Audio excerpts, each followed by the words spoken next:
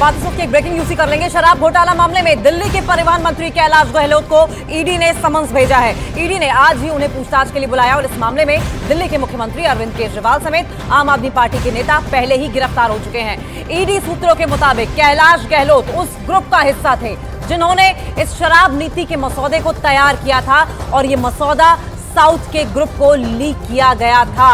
बड़ी अपडेट, अरविंद केजरीवाल के बाद अब ईडी का शिकंजा कैलाश गहलोत पर भी शराब घोटाला मामले में कसता हुआ नजर आ रहा है। शराब घोटाला मामले में दिल्ली के परिवहन मंत्री कैलाश गहलोत को ईडी ने समन्स भेजा है। ईडी ने आज ही उन्हें पूछताछ के लिए बुलाया है। दीपक, आज ही कैलाश गहलोत को पूछताछ के लिए बुलाया गया है, कोई जानकारी कब तक पहुंचेंगे?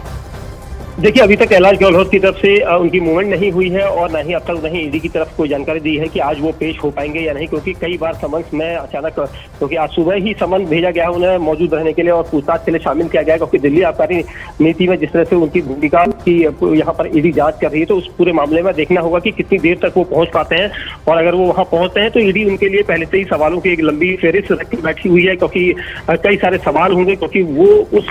पैनल में थे जिस पैनल ने दिल्ली शराब नीति पर मुहर लगाई थी और इसकी वजह से आज उन्हें भेजा गया। दीपक, कोर मेंबर्स में थे, शराब नीति के मसौदे को उन्होंने तैयार किया था और इसलिए भी पूछताछ ईडी की बहुत जरूरी हो जाती है।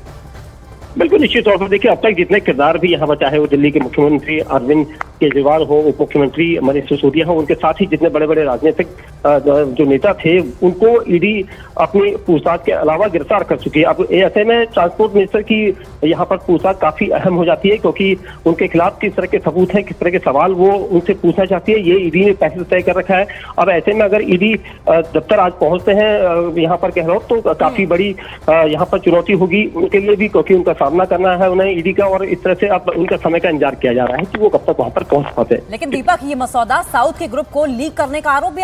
कैलाश गहलोत पर है, माफ कीजिएगा, कैलाश गहलोत पर है। तो ऐसे में और भी ऐसे नाम हैं जो अब सामने आ सकते हैं पूछताछ के दौरान?